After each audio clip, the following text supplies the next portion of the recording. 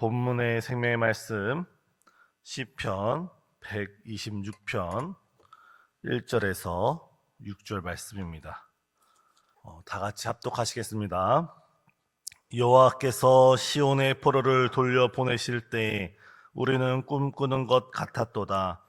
그때에 우리 입에는 웃음이 가득하고 우리 혀에는 찬양이 찼었도다. 그때 문나라 가운데서 말하기를 여호와께서 그들을 위하여 큰 일을 행하셨다 하였도다. 여호와께서 우리를 위하여 큰 일을 행하셨으니 우리는 기쁘도다. 여호와여, 우리의 포로를 남방 시내들 같이 돌려 보내소서. 눈물을 흘리며 씨를 뿌린 자는 기쁨으로 거두리로다. 울며 씨를 뿌리러 나가는 자는 반드시 기쁨으로 그 곡식단을 가지고 돌아오리로다. 아멘. 오늘이 8월 15일 광복절 이 아침 새벽 예배 나오신 우리 성도님들을 예수님의 이름으로 환영하고 또한 축복합니다. 오늘은 1945년 우리 민족이 일제 치하에서 해방된 지 80년이 되는 뜻깊은 날입니다. 흥미롭게도 80년 전 1945년 8월 15일 우리가 생각할 때는 대한독립 만세 이 함성이 8월 15일 날 전국적으로 퍼져 나갔을 것으로 우리는 생각하지만 사실은 8월 15일 아침 정오에 일본의 천황이 항복을 선언합니다.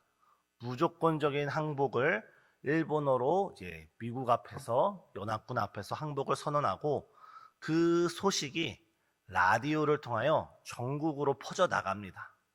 근데 그 당시 일본어를 알아들을 수 있는 사람이 아주 많진 않았고 또한 일본어를 알아들을 수 있다 하더라도 천황이 일본 왕이 항복한다는 것이 무슨 의미인지 전쟁이 마친다는 것이 무슨 의미인지 그것을 그걸 정확하게 판단할 수 있는 사람이 그리 많지 않았습니다.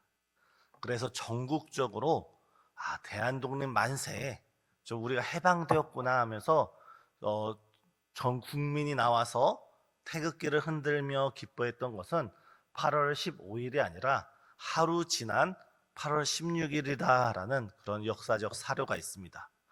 우리나라 선조들도 이 땅을 살았던 우리의 조상들도 광복을 맞았을 때 맨 처음에 그 광복이 무엇인지 믿기지가 않아서 이게 꿈인지 생시인지 와닿지 않아서 이걸 기뻐해야 되나 아니면 이것도 우리를 속이는 건가 긴가민가 하다가 하루가 지난 시점에서야 해방이구나, 자유구나 이 사실을 알고 전 국민이 삼천리 반도에 있는 온 국민이 기뻐했다는 그런 자료가 있습니다. 오늘 본문에 이스라엘 백성도 마치 이와 같은 마음이었을 것입니다. 오늘 본문 1절을 보면 여호와께서 시온의 포로를 돌려보내실 때 우리는 꿈꾸는 것 같았도다. 다시 말해서 이스라엘 백성이 바벨론 포로기 70년을 지나고 하나님께서 고레스 왕의 칙령으로 인해서 이들이 고국으로 돌아갈 때, 이들이 예루살렘으로 돌아갈 때, 우리가 지난 며칠 동안 느헤미야에 대해서 말씀을 나누지 않았습니까?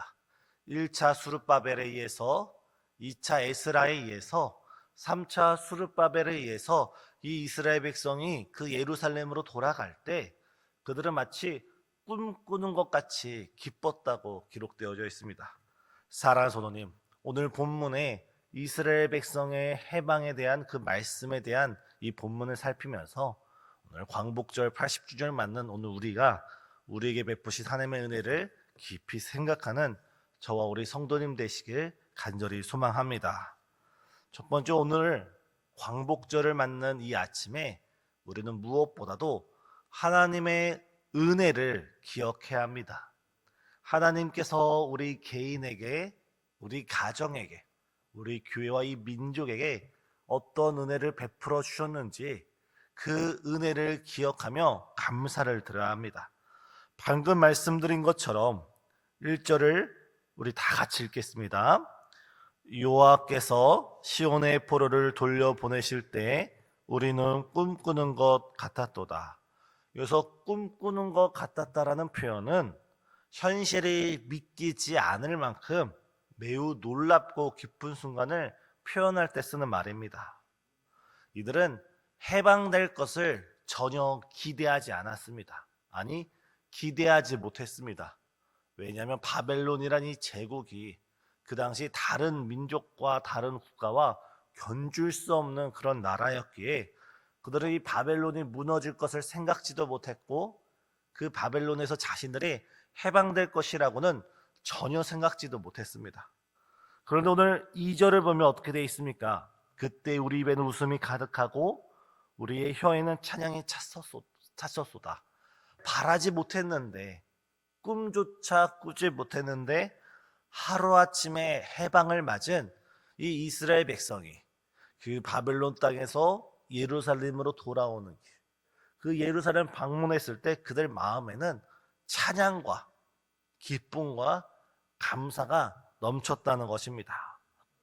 이것이 이스라엘만의 고백이 아니라 이스라엘 백성이 바벨론에서 해방되어서 그 예루살렘으로 돌아오는 그 모습, 그 민족이 자유를 얻어서 다시금 회복되는 그 모습이 이스라엘뿐만 아니라 그 모습을 바라보고 있는 다른 민족들, 다른 부족들 입에서도 하나님께서 큰 역사를 이루셨구나라는 그런 고백이 터져 나왔다고 합니다.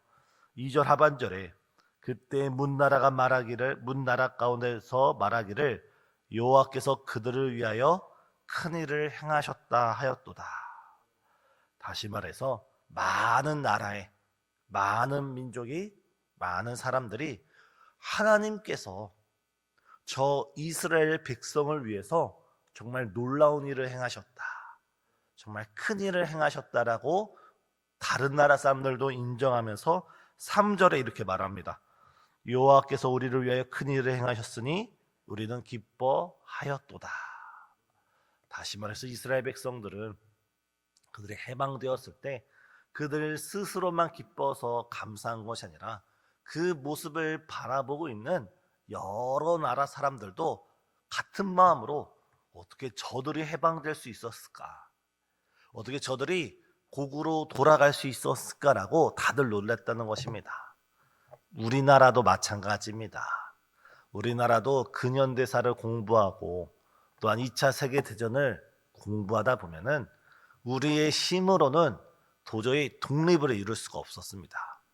우리의 힘으로는 자유를 되찾을 수 없었고 우리는 무기력하게 그저 식민 지배를 당할 수밖에 없었습니다. 하지만 하나님의 전적인 은혜와 역사 가운데 이 나라와 이 민족이 하나님의 은총 가운데 해방되고 자유를 얻은 줄 믿습니다.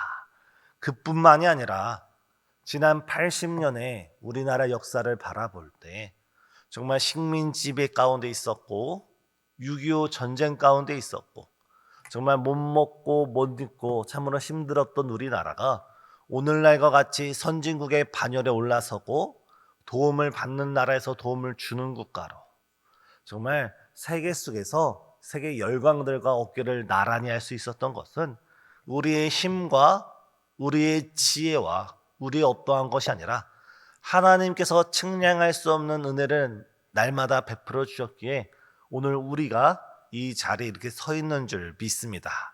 오늘 이 광복절 80주년을 맞는 이 아침에 우리가 무엇보다도 우리나라를 해방시켜 주시고 전쟁에서 보호해 주시고 또한 가난과 굶주림 여러 어려움 속에서 우리에게 복을 주시고 축복을 주시고 은혜를 주신 우리 하나님께 감사하며 기뻐하며 그 하나님을 찬양하며 나아가는 저와 우리 성도님 되시길 간절히 소망합니다. 세계 여러 나라의 여러 전문가는 말합니다. 이 가난한 나라에서 중진국이 된 것도 놀라운 사실인데 이 가난한 나라가 중진국이 됐다가 선진국이 되는 것은 찾아볼 수가 없고 앞으로도 찾아보기 힘들다고 합니다. 그랬던 우리나라, 정말 기름 한 방울 나지 않고 무엇 하나 내세울 수 없는 우리나라가 이렇게 오늘날 이 자리에 올라선 것은 바로 보이지 않는 하나님의 큰 은혜가 우리와 함께 했기 때문입니다. 우리의 개인을 살펴보고 우리의 가정을 살펴봐도 마찬가지입니다. 지난날 우리 예수님께서 우리를 구원하신 그 구원의 은혜를 기억할 때, 또한 우리가 아픔 가운데 있고 질병 가운데 있을 때 우리를 고쳐주셨던 그 은혜를 생각할 때, 또한 우리의 가정을 회복시켜 주시고 우리 인생에 막힌 담을, 우리 인생에 낭떠러지 같은 상황을 주께서 다시 일으켜 주신 우리 개인의 삶을 되돌아볼 때도 우리는 오늘 이 아침 하나님께 감사와 기쁨과 찬양으로 나아가는 우리 모든 성도님 되시길 간절히 소망합니다. 두 번째, 우리는 감사와 찬양과 더불어서 끊임없는 회복을 위해 기도로 나아가야 될 줄 믿습니다. 저희 4절 다 같이 읽어보겠습니다. 여호와여 우리의 포로를 남방 시내들 같이 돌려보내소서. 여기 시편 126편의 시인은 남방 시내들 같이 우리를 돌려보내달라고 기도하고 있습니다. 이미 이스라엘 백성은 포로에서 자유를 얻었습니다.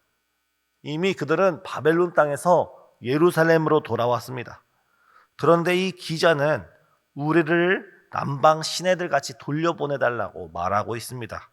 이 내용은 무엇일까요? 그래서 남방 시내라는 것은 비가 내리지 않는 건기에는 물이 말랐다가 비가 내리는 우기에는 갑자기 계곡물이 불어나듯이 갑자기 그 지역에 샘이 솟고 강이 흐르는 그런 계곡, 그런 지형을 의미합니다. 다시 말해서 우리가 겉으로는 해방이 되었지만 아직 내면의 회복이 되지 않았다고 시편 기자는 고백해서 우리에게 갑자기 계곡물이 불어나듯이 물이 흐르지 않는 곳에 큰 강을 이루듯이 우리의 메마른 영혼이, 우리의 포로 같은 우리의 심령 가운데서 갑자기 주의 성령의 물줄기를 풍성하게 부어달라는 시인의 고백입니다. 어제 우리가 살펴보았지만 느헤미야 8장을 보면 이스라엘 백성들은 예루살렘 성벽을 건축했습니다. 하지만 예루살렘 성벽, 눈에 보이는 성벽을 건축한 걸로 인해서 이스라엘 백성은 가만히 있는 것이 아니라 그들은 단 5일 만에 다시금 예루살렘 앞에, 성전 앞에 모이게 되었고, 그들은 에스라를 통하여서 하나님의 율법을 들으면서 그들의 눈에 보이는 성벽의 재건이 아니라 그들의 무너진 성벽, 그들의 무너진 신앙의 성벽을 중수하는 일에 그들의 마음을 모았습니다. 오늘 시편 기자의 4절 말씀이 바로 그런 말씀입니다. 우리가 겉으로는 자유를 얻고 해방을 얻었지만 여전히 우리의 신앙은 포로기와 같습니다. 여전히 절박하고 여전히 가난하고 여전히 메말라 있습니다. 하나님께서 비를 내리실 때 저 남방신에 메말라 있다가 비가 내리면 계곡을 이루고 강을 이루는 저 남방 시내들처럼 지금 우리 마음 가운데 주께서 비를 내리시고 주께서 은혜를 베푸셔서 우리 마음이 포로 같은 마음이 아니라 우리 마음이 풍성한 계곡이 되게 해달라는 시인의 간구입니다. 사랑하는 성도님, 오늘은 우리가 어느 나라의 식민 지배를 받지 않는다 하더라도 우리가 세상의 영적인 지배를 받을 수 있습니다. 때로는 우리가 물질의 노예가 될 수도 있고 때로 우리가 사람의 지배를 받을 수도 있고 하나님 외에 다른 것을 더 사랑하고 다른 것을 더 좋아한다는 것은 우선순위를 둔다는 것은 바로 하나님 외에 다른 것의 지배를 받는다는 의미일 수가 있습니다. 또한 우리의 신앙이 온전히 세워지는 것뿐만 아니라 여전히 우리는 우리 나라와 민족을 위해 기도해야 되는 줄 믿습니다. 지금 대한민국을 볼 때에 정말 정치 여야가 극단적으로 갈라져 있습니다. 우리는 이 나라의 해방을 위해 기도했던 우리 믿음의 선조들처럼 이 나라가 예수님 중심으로, 말씀 중심으로, 사랑 중심으로 좌우가 아니라 예수님 중심으로 하나 되는 나라가 될 수 있도록 함께 기도하는 저 우리 성도님 되어야 될 줄 믿습니다.